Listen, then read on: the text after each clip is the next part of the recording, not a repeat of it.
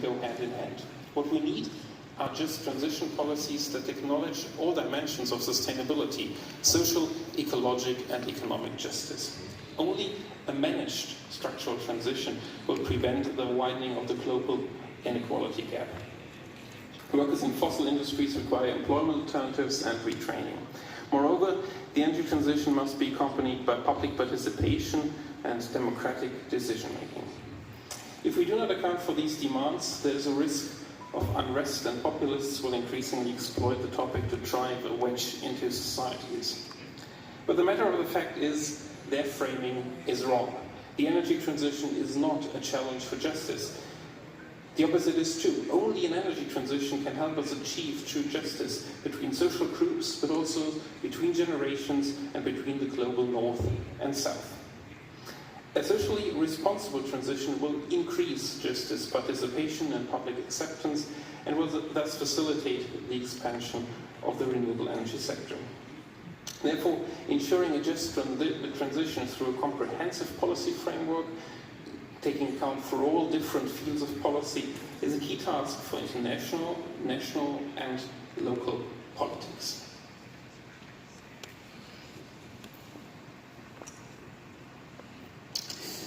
Let me address another important aspect of the global energy transition, and this is its very global nature. The energy transition is not something that one country alone can do or can do on its own. International relations are of fundamental importance when it comes to this low-carbon transition in the world. In particular, we must keep in mind the geopolitical implications of the transformation. The global energy transformation will induce considerable shifts in the global balance of power. It will change alliances and coalitions. Fossil resources have created dependencies, and they make countries vulnerable to the roller coaster of energy prices and power politics.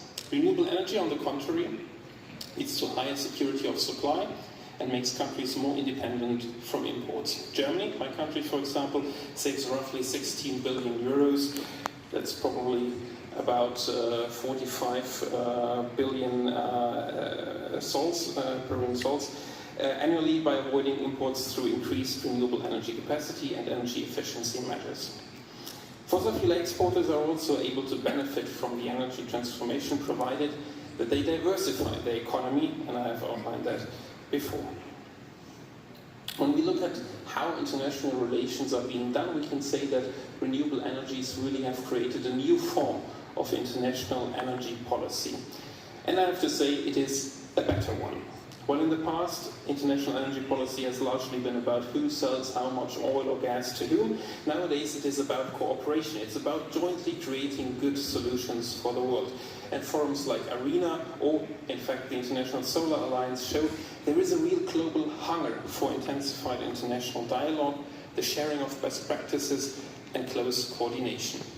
And it shows that there is immense momentum in the global ambition to decarbonize our economies and make them future-proof. Now you may ask, okay, this young man here at the front, he is quite optimistic about the whole thing just a few days after the biggest economy of the world formally started their withdrawal from the Paris Climate Agreement. But I have to say, I'm only realistic. It is, in fact, only the United States that are leaving or that are about to leave the Paris Climate Agreement, while others continue to join, and this includes big fossil fuel giants such as Russia. I am truly convinced that sooner or later all these backward-looking forces will acknowledge that the global energy transition is not only necessary, but it's also a sensible and beneficial thing for all countries.